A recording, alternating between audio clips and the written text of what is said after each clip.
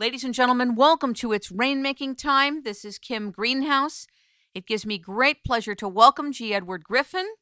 And today we're going to be talking about one of his many books, The Creature from Jekyll Island, a second look at the Federal Reserve. Now, I want you to know more about him.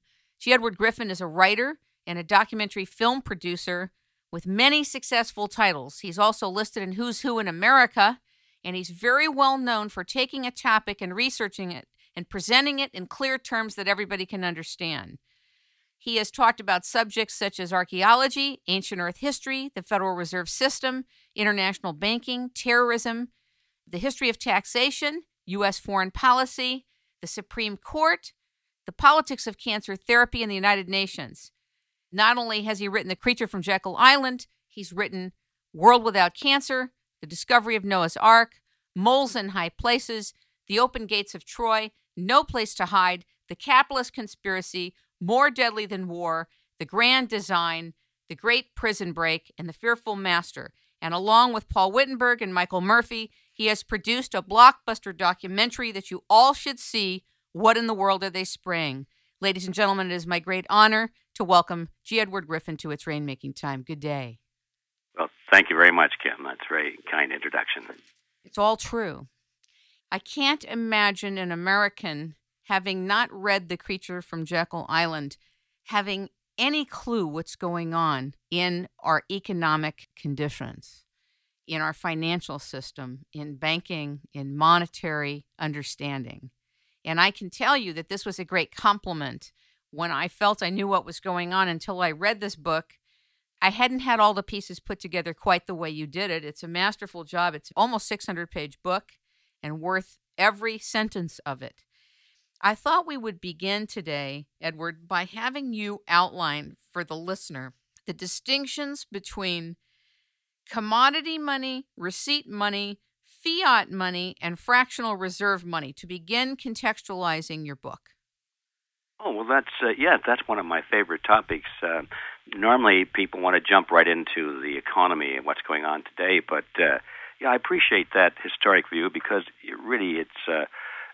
people don't understand what's happening today unless they understand what should be happening today. You know, you have to have some kind of a measure, a template to hold it against. But as you pointed out, there are different kinds of money.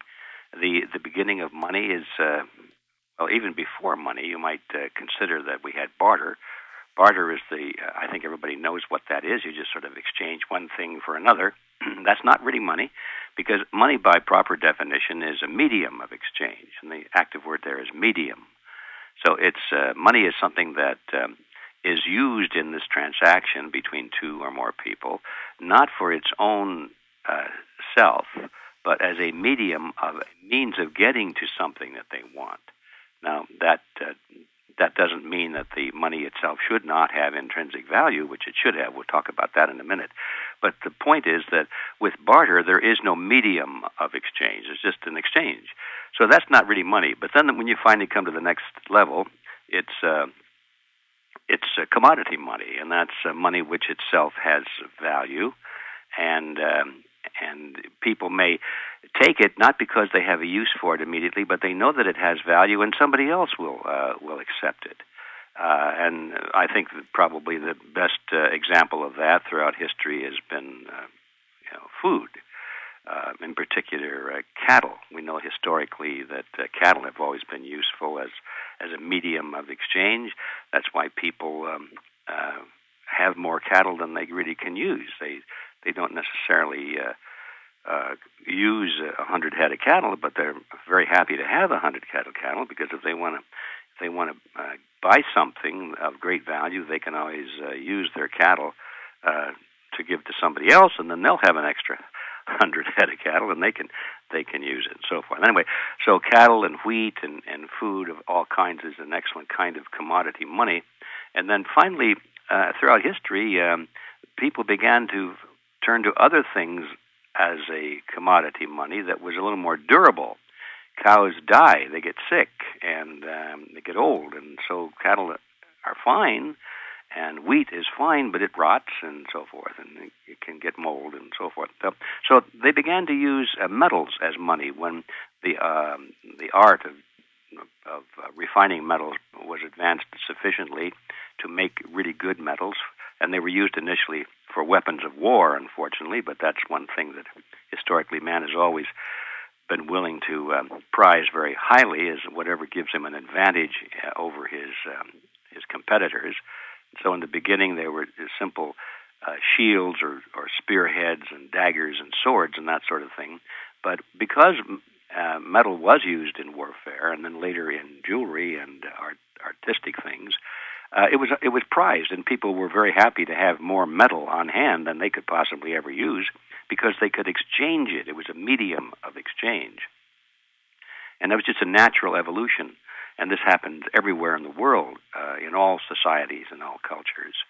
And, of course, eventually the end of that process was when they began to figure out how to use the metal put it into little identified quantities of bars of metal or bullion quantities. And then finally they made them round and they called them coins, and that's how coins all began.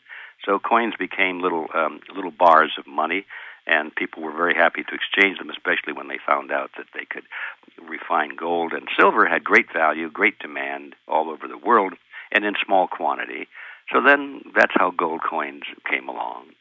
And so then that's pretty easy to understand. And gold and silver always, throughout history, became the preferred type of commodity money because it has certain characteristics that are ideal. First of all, it doesn't rot. Gold doesn't even rust. It's pretty permanent. It can be divided up into smaller quantities. It can be recombined back into larger quantities without damaging it. It can be identified as to its purity and its weight very easily. You don't have to be a scientist or a very well-educated person to understand that this is 1 ounce of gold or 1 ounce of silver, because you can weigh it, you can compare it to standards. There are fairly, and always have been, fairly easy ways of testing the purity of gold, even without modern spectroscopy or anything like that, or special machines, to use the spectrogram to see how the color bars break out and all that sort of thing. You can just do it by putting a little acid on it, and if the acid won't dissolve it, it's gold, and things like that. So gold and silver have always had these qualities that made it ideal. And 1 ounce of gold is just the same as any other ounce of gold of the same purity and weight, and other features like that. So gold became the supreme form of money throughout history. And of course, the next thing then came when people wanted to start issuing certificates of deposit for their gold. They didn't want to carry all this gold and silver around with them, even though it is quite valuable, that they had to worry about losing it or having a hole in the pocket, and they didn't want to store it on their property because somebody might break in and steal it. So they retained the services of usually the local jeweler in the community who dealt in gold and silver. And those people, of course, had to have vaults of some kind, had to have storehouses, which they guarded.